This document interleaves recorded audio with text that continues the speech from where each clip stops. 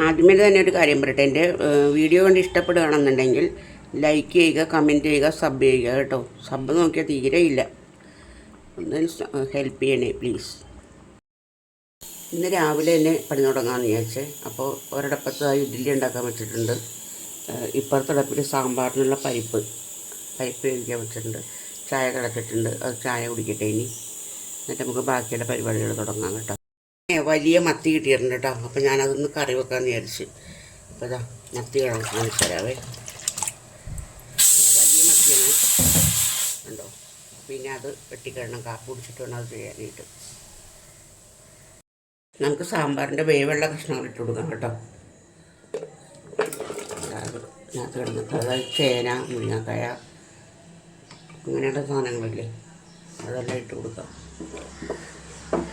അതൊന്ന് വേവട്ടെ, കുറച്ച് വെള്ളവും കൂടി വെച്ചിട്ട് വരാൻ മതി.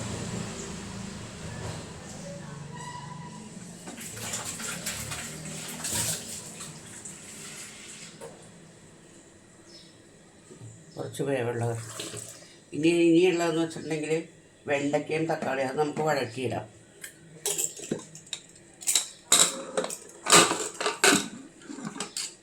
നമുക്ക് വഴറ്റിയിട്ടാം കേട്ടോ. വഴറ്റിനെ ഞാൻ കാണിക്കാവേ. ഇടപ്പത്തിരിക്കട്ടെ. ഞാൻ തീ കത്തിച്ചിട്ടുണ്ട്. ഈ പാത്രം എടുത്തുകൊണ്ട് വരട്ടെ. എന്താ ചീനച്ചട്ടി ഇടപ്പത്ത് വെച്ചിട്ടുണ്ട്. ഞാൻ കുറച്ച് വെളിച്ചെണ്ണ ഒഴിച്ചു കൊടുക്കാൻ പോകുന്നു. വെളിച്ചെണ്ണയല്ല, ഓയിൽ.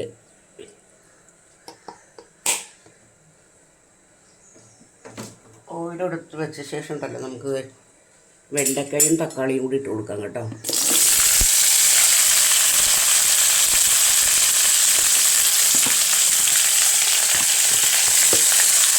ഇല്ലെങ്കിൽ വെണ്ടക്ക മുഴുവനും അടന്നു പോകും. നമ്മുടെ പെട്ടെന്ന് ചിക്കനകത്ത് വേവിച്ച് കിട്ടുന്നു. ഇങ്ങനെ നമ്മൾ വിട്ടു പോകില്ല. അത്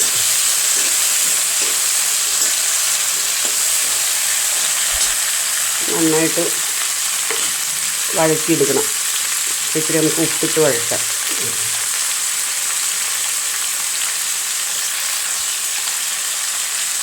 ഞാൻ പിന്നെ പുളി ഇടില്ല കേട്ടോ. ഞാൻ പകരം തക്കാളി ഇടുന്നത്.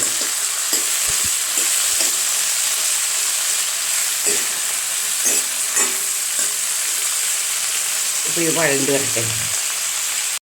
ഇന്ന് നമുക്ക് സാമ്പാർ ശരിയാക്കാം കേട്ടോ. എണ്ണ ഒഴിച്ചു കൊടുത്ത്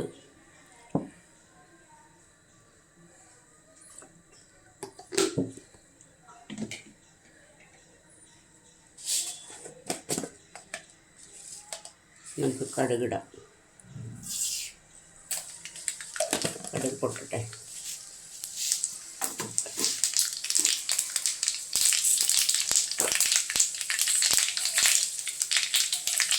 അത് ഉലുവ ഇട്ട് കൊടുക്കാം.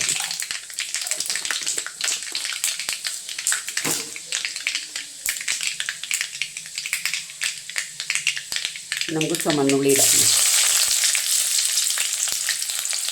ഉണക്കമുളക്,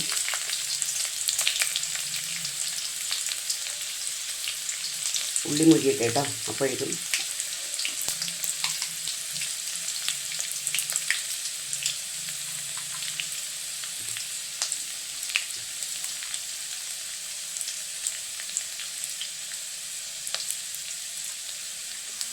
ഉള്ളി മുരിഞ്ഞിട്ട് ഇനി നമുക്ക് ഉണക്കമുളകും കറിവേപ്പിലയും കൂടി ഇട്ട് കൊടുക്കാം.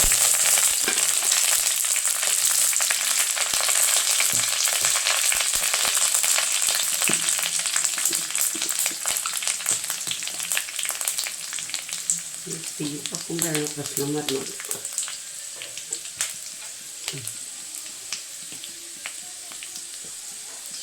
കുറച്ച് മുളക് പൊടി ഇട്ട് കൊടുക്കാം.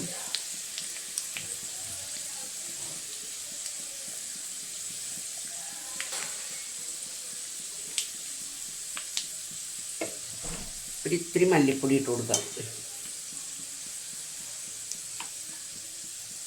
പിന്നെ നമുക്ക് ഇടാനുള്ളത് വെച്ചിട്ടുണ്ടെങ്കിൽ സാമ്പാർ പൊടിയും കായമാണ്. അപ്പോൾ സാമ്പാർ പൊടി ഇട്ടു.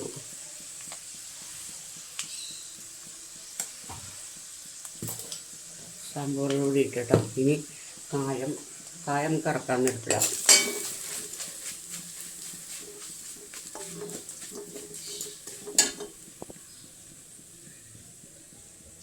നമ്മളിവിടെ വേവിച്ച് വെച്ചിട്ടില്ലേ പച്ചക്കറികൾ, അതിനകത്തേക്ക് ഇട്ട് കൊടുക്കാം.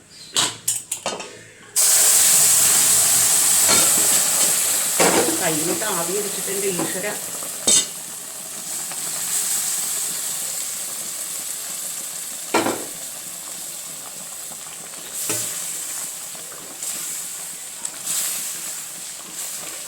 കൈ പൊള്ളിപ്പോയി.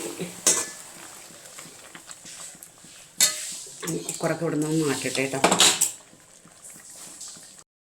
ഇനി നമുക്ക് നമ്മൾ വേവിച്ച് വെച്ചിട്ടില്ലേ, വാട്ടി വെച്ചിട്ടില്ലേ തക്കാളിയും വെണ്ടയ്ക്കയും കൂടി അതിനകത്തേക്ക് ഇട്ട് കൊടുക്കാം കേട്ടോ.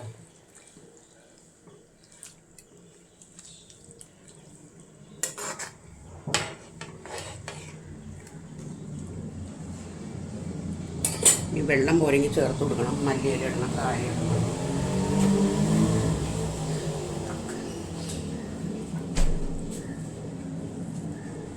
കായപ്പൊടി ഇട്ട് കൊടുക്കാം.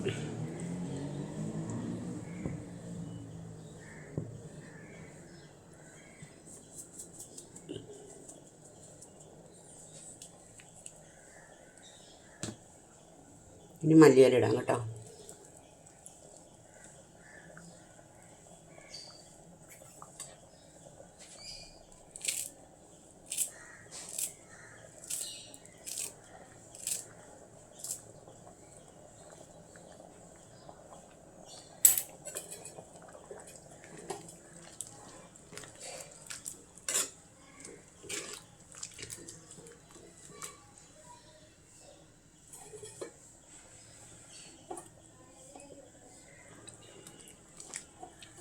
ഉപ്പില്ല കേട്ടോ, ഉപ്പിടണം.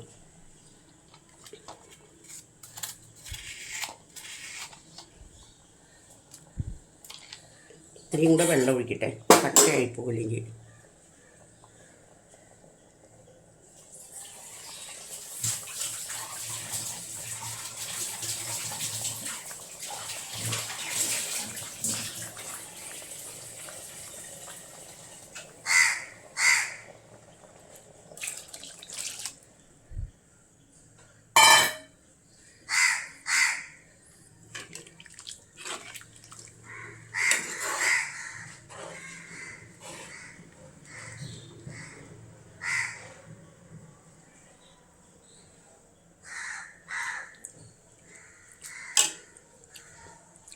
കണ്ടോ, സാമ്പാറിൻ്റെ പരിപാടി കഴിഞ്ഞു. ഇതാണ് സാമ്പാറിൻ്റെ ലാസ്റ്റ് സ്റ്റേജ്.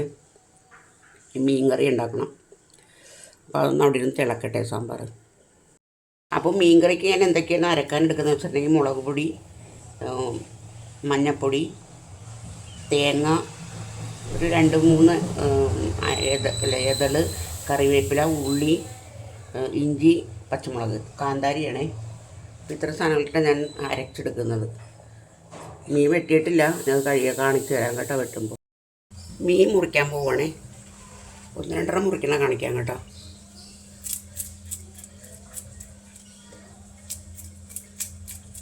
നല്ല പോത്ത് പോലത്തെ ചളയണത്.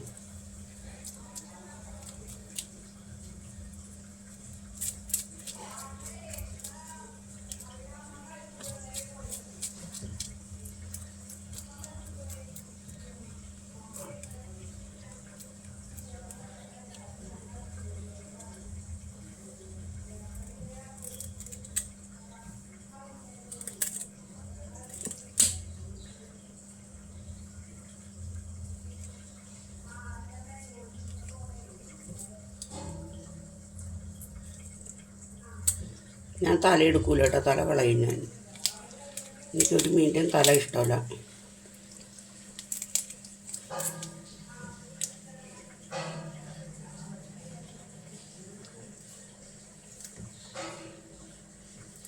മുട്ടയുള്ള ചളയണേ.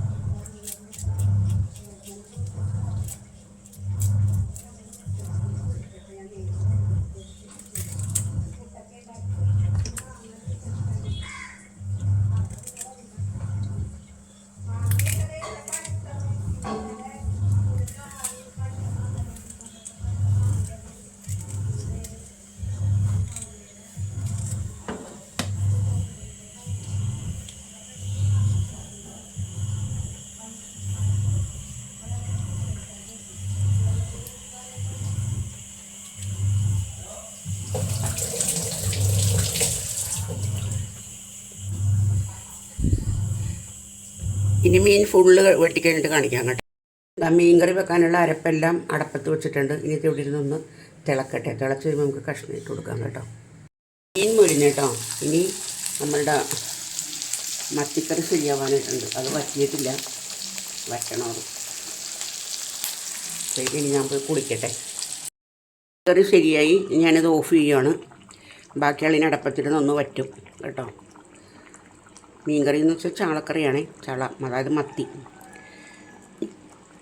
അപ്പോൾ ഇത് നമുക്ക് നാളെ കാണാം കേട്ടോ.